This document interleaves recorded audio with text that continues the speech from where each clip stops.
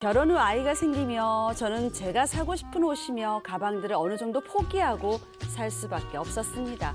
그런데 저희 남편은 저랑 달랐어요. 남편은 비상금을 야금야금 모아서 갖고 싶은 거 어떻게든 손에 넣고 말더라고요.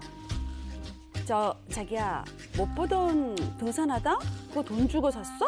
그럼 이걸 돈 주고 샀지 훔쳤겠니? 그럼 난 새로 산 등산화 자랑하러 가야지. 거기 스톱! 잠시만요.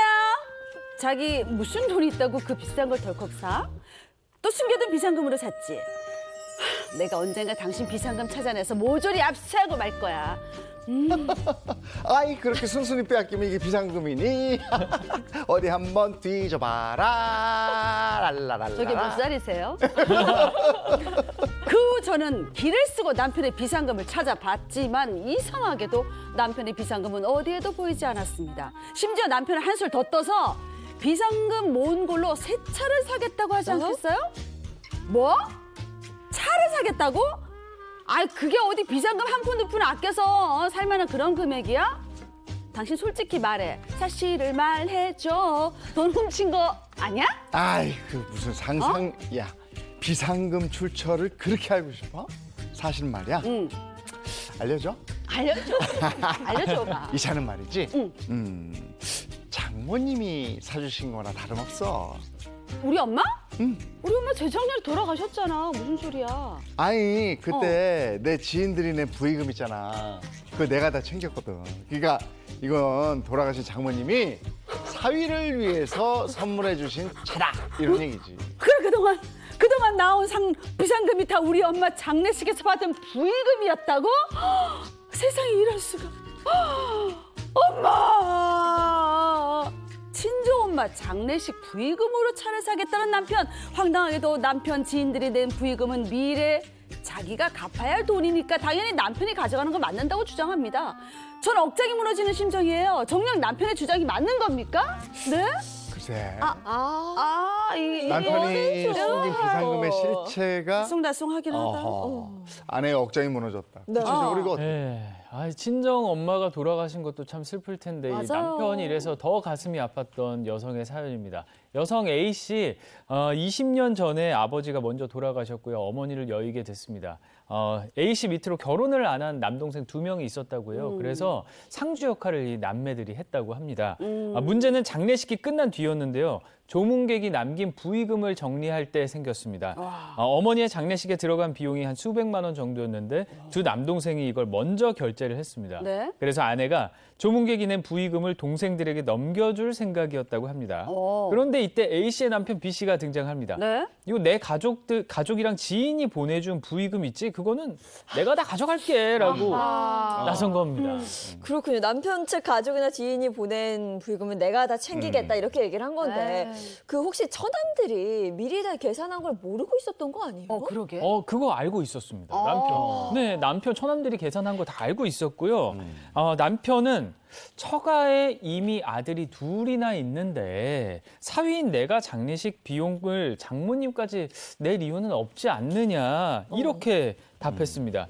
또 어차피 내 앞으로 들어온 거고 다 내가 나중에 갚아야 할 돈 아니겠느냐라면서 장모님의 부의금을 10원 한 장 빼지 않고 다 챙겨갔다고. 좀 너무한 것 같은데. 장례 비용 많이 나오거든요. 네. 사람들이 그렇죠. 그래 휘청휘청하면서 장례 비용을 다 냈다는 걸 매형은 봤단 말이에요. 근데 좀 보태주지도 않고 다 가져갔다는 거 10원 한 장 안 빼고. 진짜 10원 한 장 안 빼고 다 가져갔다. 너무했다. 정말로. 네, 남편 B 씨는 자신의 직장 동료, 친구, 지인, 가족 등 남편 측 지인의 부의금을 다 가져갔고요. 심지어 A 씨의 시어머니와 시동생이 준 부의금도 남편 B 씨가 다시 챙겼습니다. 아이고. 남편의 태도가 너무 당당해서 아내는 정말 이게 당황할 수밖에 없었던 맞아요. 상황이거든요. 네. 성격이 순한 A 씨의 남동생들은 그냥 내 매형이라면서 그저 B 씨의 뜻을 따랐다고 합니다.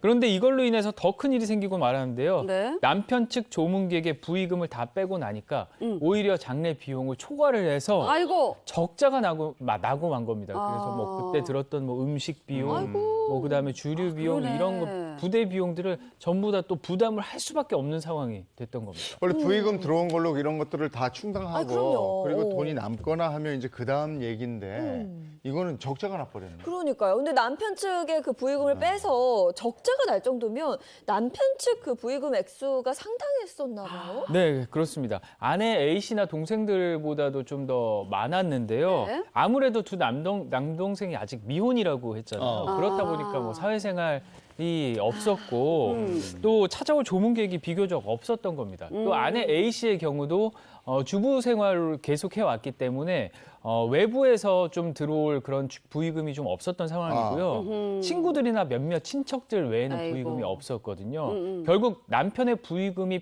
빠지니까 이 장례 비용이 상당히 초라해진 겁니다. 그래서 결국 적자가 네. 날 수밖에 없는 그런 상황이었던 거죠.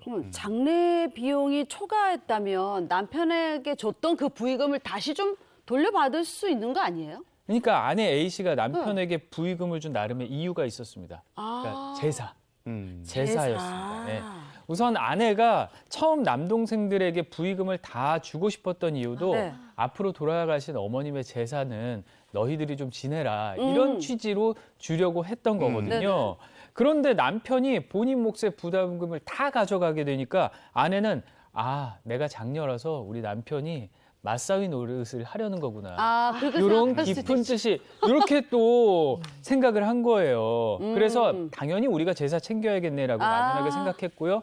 부의금 돌려줬던 겁니다, 남편에게. 근데 아내가 여기서 좀 실수가 있었던 것 같아요. 그거는 남편이 직접 말한 게 아니라 그냥 본인 본인의 생각이야. 생각이었잖아요. 맞아. 네. 실제로는 어땠어요? 남편이 그 제사를 모시겠다 이렇게 뜻을 좀 밝혔나요? 안 했죠? 한마디도 없었습니다. 아하, 언급 이거 한마디도 참. 없었고요. 아내가 큰 배신감을 느끼게 됩니다. 네. 더 황당한 일은 바로 아까 보셨죠? 새 차를 남편 B 씨가 새 차를 새 차로 바꿀 거다 이렇게 얘기한 겁니다. 난데없는 새 차 선언에 아내가 돈이 어디 있었냐 이렇게 물어보니까 남편이 장모님 장례 치르고 들어온 돈 있다라고 답했습니다. 당연히 아내 진짜 큰 충격 받았고요. 두 사람 부부싸움 끝에 냉전 상태에 들어가게 됩니다. 아내는 장례비는 외면하고 장모님 부의금으로 차를 산다는 남편이 너무 괘씸했다라고 얘기를 했고요. 남편이 당당하게 자기 앞으로 들어온 돈이라고 주장을 하는데 자기는 그 뻔뻔함이 도저히 용서가 안 된다라면서 해법을 구했습니다. 그 상황이 이런데 그 장모님 장례비 부의금으로 새 차 사고 처남들이 나눠서 낸 그 장례 비용조차 모른 척하니까 맞아요. 화가 날 수밖에 없겠네. 사실상 부의금 많은 부분을 차지하는 게 직장 동료들이긴 해요. 근데 그 인정해. 근데 그분들이 와서 그냥 인사하고 절하고 가는 게 아니잖아. 밥도 먹고 술도 먹잖아요. 먹는단 말이야. 네. 그런 비용은 어떻게 그런 거 생각 안 하면 안 되는 거죠. 그러니까 아내 입장에서는 이게 화가 날 수밖에 없는 상황입니다. 네. 법적으로는 어떤지 이게 정말 사위의 몫으로 인정이 되는지 그게 좀 궁금해요. 전혀 아니고요. 일단은 아. 이렇게 보면 되겠습니다. 이제 부의금이 들어왔을 때 네. 첫째로는 장례비에 우선 충당을 합니다. 음흠. 자, 그리고 나서 남는 경우가 있잖아요. 네. 남는 경우는 어떻게 하느냐?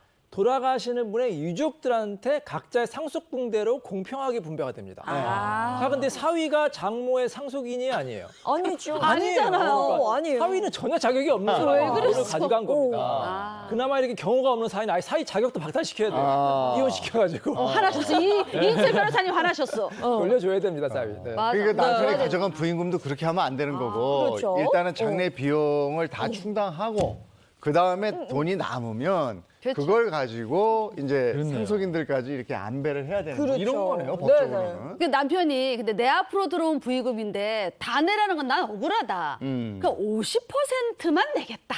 이러면 어떻게 합니까? 아니 근데 그거 너무한 것 같아요. 도의적으로도. 너무해. 왜냐하면 저번에 이 변호사님 말씀하셨듯이 남자한테 쪼잔하다는 말하면 안 된다고 하지만 이 진짜 쪼잔하다고 말하면 될 것 같은데요. 그치. 그게 아니고 우리 법원에서도 이런 이 평소에 어떤 우리 법관점과 동일한 판례를 하고 있습니다.